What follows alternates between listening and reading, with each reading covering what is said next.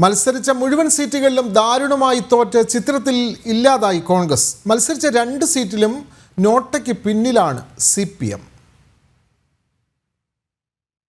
ഈ തെരഞ്ഞെടുപ്പിലും ഡൽഹിയിൽ കോൺഗ്രസിന് അക്കൗണ്ട് തുറക്കാനായില്ല.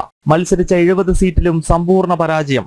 രാഹുൽ, പ്രിയങ്ക വാദ്ര, മല്ലികാർജുൻ ഖാർഗെ തുടങ്ങിയ നേതാക്കൾ സജീവമായി പ്രചരണം നടത്തിയിട്ടും കോൺഗ്രസിന് രക്ഷയില്ല. മുൻ മുഖ്യമന്ത്രി ഷീലാ ദീക്ഷിത്തിന്റെ മകൻ സന്ദീപ് ദീക്ഷിത് ന്യൂഡൽഹി മണ്ഡലത്തിൽ 3ാം സ്ഥാനത്തായി. മഹിളാ കോൺഗ്രസിന്റെ ദേശീയ അധ്യക്ഷ അൽക്കാലംബ കൽക്കാജിയിൽ ദയനീയമായി തോറ്റു. പരാജയത്തെപ്പറ്റി രാഹുലോ പ്രിയങ്കയോ ഒരക്ഷരം മിണ്ടിയിട്ടില്ല.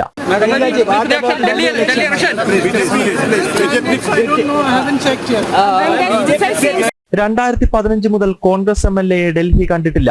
ഷീലാ ദീക്ഷിത്തിന്റെ കാലത്ത് 58 സീറ്റ് വരെ നേടി ഡൽഹി അടക്കി ഭരിച്ച കോൺഗ്രസ് ആണ് സംപൂജ്യരായി ഇരിക്കുന്നത്. അതേസമയം മത്സരിച്ച 2 സീറ്റിലും CPM നോട്ടയ്ക്കും പിന്നിലായി. ബദർപൂരിൽ നോട്ട 915, CPM 367. കാരാവൽ നഗറിൽ നോട്ട 709, CPIM 457. ജനം, ഡൽഹി.